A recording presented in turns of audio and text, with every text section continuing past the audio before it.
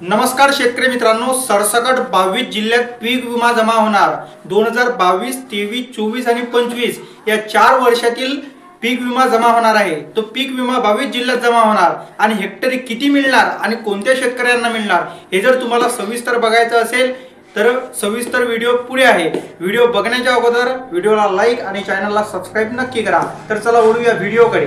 शेतकरी मित्रांनो, गेल्या काही दिवसांपासून राज्यातील अनेक शेतकरी आपल्या बँकेत जाऊन पीक विम्याचे पैसे खात्यावर जमा झाले की नाही हे चेक करत आहे। बहुतांश शेतकऱ्यांच्या खात्यात पीक विम्याचे पैसे शेतकऱ्यांच्या खात्यावर जमा झालेले नाही असे चित्र दिसत आहे शेतकरी मित्रांनो।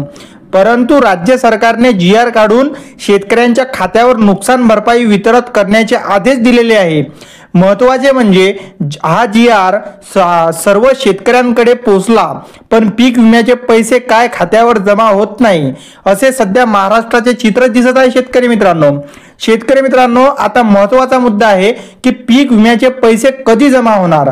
शेतकरी मित्रांनो, पीक विमा संदर्भात कृषी विभागाने दिलेल्या माहितीनुसार प्रक्रिया चालू असल्यामुळे शेतकऱ्यांच्या खात्यावर तातडीने पीक विमा हा जमा होणार नाही, कारण ही प्रक्रियेसाठी अनेक दिवस लागू शकतात शेतकरी मित्रांनो। कृषी विभागाच्या मते प्रक्रिया पूर्ण झाल्यावर पुढील 2 दिवसात विमा कंपन्यांच्या खात्यावर निधी वितरण केला जाईल आणि शेतकऱ्यांच्या खात्यावर आठवड्यात पीक विमा जमा केला जाणार आहे शेतकरी मित्रांनो।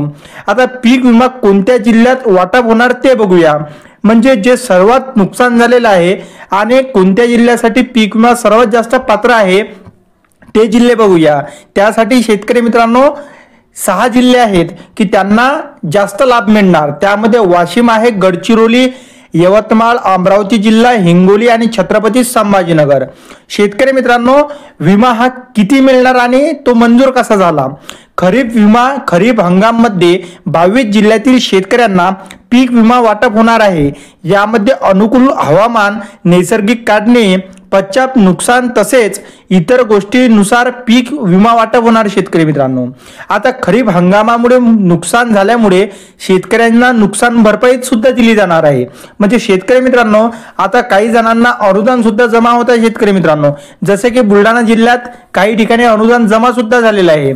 शेतकरी मित्रांनो, अवकाळी पावसामुळे शेतकऱ्यांचे नुकसान झाले, याकरिता 18,84,000 शेतकऱ्यांना 706 कोटी रुपये पीक विमा वाटप होणार आहे।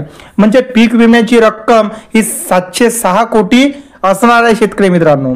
शेतकरी मित्रांनो, आता महत्त्वाचा मुद्दा म्हणजे 2023 पासून ते 2024 पर्यंत खरीप आणि रब्बी हंगामात अडकलेला पीक विमा सुद्धा वाटप करण्यात येणार। म्हणजे शेतकरी मित्रांनो 2023 आणि 2024 चा एकत्र विमा येणार आहे शेतकरी मित्रांनो। आता महत्त्वाचा मुद्दा आहे शेतकरी मित्रांनो की कोणत्या जिल्ह्यांना हा विमा वाटप होणार। त्यामध्ये पुणे, नंदुरबार, धुळे, अहिल्यानगर, कोल्हापूर, सांगली, बीड, जालना, धाराशिव, नांदेड, हिंगोली, परभणी, अकोला, बुलढाणा, नागपूर, वर्धा, अकोला, भंडारा, गडचिरोली या सर्व जिल्ह्यांना पीक विमा हा मिळणार आहे शेतकरी मित्रांनो।